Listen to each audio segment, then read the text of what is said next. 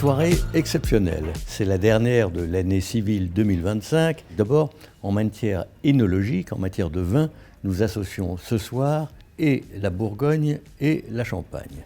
Autre raison majeure, la présence parmi nous de Jean-Christophe Rufin. Je ne m'attarderai pas sur sa personne et sur son œuvre. Tout le monde la connaît, et pas simplement en France, il est traduit dans le monde entier. Mais juste comme ça au passage, rappelons que Jean-Christophe Rufin est à la fois médecin humanitaire, qu'il a été un diplomate de haut rang, ambassadeur de notre pays au Sénégal et en Gambie, qu'il a par ailleurs des talents que nous lui connaissons en matière littéraire, mais également des talents de peintre. Il a publié récemment un album tout à fait remarquable. Quel talent n'a-t-il pas ? C'est un aventurier, c'est un écrivain, c'est un homme engagé, et en même temps c'est quelqu'un de tout à fait vivant et qui aime la vie dans tous les sens du terme. Ce soir, nous allons évoquer deux des ouvrages de Jean-Christophe Rufin en sa présence.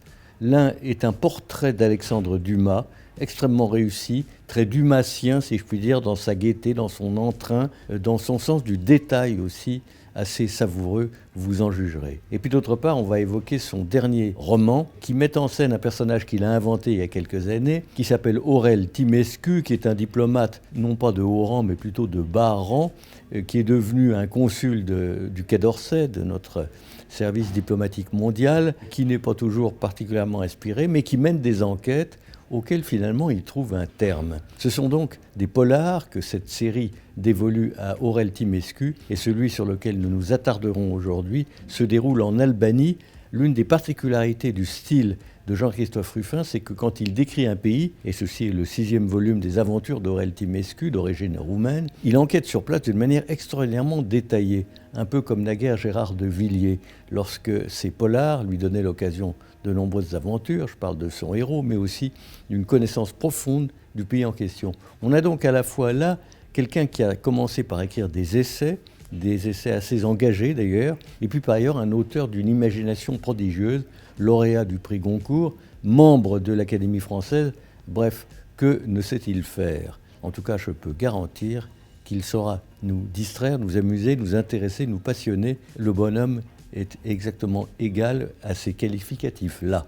Pour commencer, 2 mots sur Le Clairvoyant, petite maison de Champagne très singulière, très particulière, sauvée de l'oubli il y a une douzaine d'années maintenant par un couple d'Américains, et mon chef de cave et moi-même. Et nous avons usé beaucoup de sueur, de larmes et un peu d'argent pour faire de Le Clairvoyant ce que Le Clairvoyant est aujourd'hui. Maison singulière, respectueuse et qui n'a pour objectif que de vous remplir d'émotions. Le domaine Belleville exploite 22 hectares en Bourgogne avec une approche originale, un peu comme la maison de Clairvoyant, même si l'originalité n'est pas la même, puisque nous ne faisons que du parcellaire. Chaque parcelle donne un vin, nous avons 30 parcelles, nous avons donc 30 vins. Le domaine Belleville est certifié bio depuis le millésime 2021, et les deux caractéristiques principales, j'allais dire, du domaine Belleville, c'est d'une part d'avoir une approche hédoniste dans la vinification des vins, c'est-à-dire que ce sont des vins vraiment de plaisir, tournés vers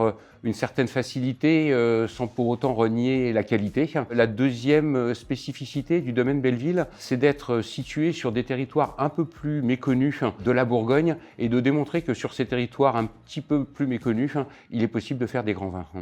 Alors nous commencerons les festivités à l'apéritif avec un champagne comme il se doit, et ce sera le réserve extra brut de Le Clairvoyant dans sa version 2021, dégorgé en 2025 avec très peu de sucre, 4,5 grammes par litre, d'où son appellation d'extra brut. Nous poursuivrons sur l'entrée avec donc un vin du domaine Belleville, un Ruilly, premier cru chapitre. C'est une très jolie parcelle qui est située plutôt un peu en bas de coteau, sur un sol argilo-calcaire. Un vin qui a un très bel équilibre entre, d'une part, un certain gras, une certaine rondeur, et d'autre part, une très jolie minéralité, ce qui en fait un vin extrêmement complet sur donc, ce très joli terroir de Ruilly en premier cru chapitre. Nous continuons ensuite sur un vin rouge sur le plat. Il s'agit du premier opus du domaine Belleville, puisque c'est une parcelle que l'on a repris en exploitation en 2023 sur un très joli village de la Côte de Beaune, situé entre Volnay et Meursault, donc le village de Montcly. La cuvée que nous vous proposons, c'est un premier cru, aussi, qui s'appelle Les Durès, sur le coteau situé du côté d'un village qui s'appelle Aussay-Durès. Donc là, on est vraiment sur un milieu haut de coteau, avec un vin rouge qui a du sang et une très jolie minéralité qui lui promet un très bel avenir. C'est toujours un challenge de trouver un champagne qui se marie avec un dessert. Qui dit dessert dit sucre, et en général le sucre éteint un tout petit peu le champagne. Donc là j'ai demandé au chef Raux de nous faire un dessert sur la cerise et sur le chocolat. Et là, au miracle, nous avons la cuvée qui convient parfaitement au dessert à base de cerise et de chocolat. Le rosé de saignée. Donc rosé de macération, pinot noir, donc vinifié en rouge. Et il est là dans sa version 2018.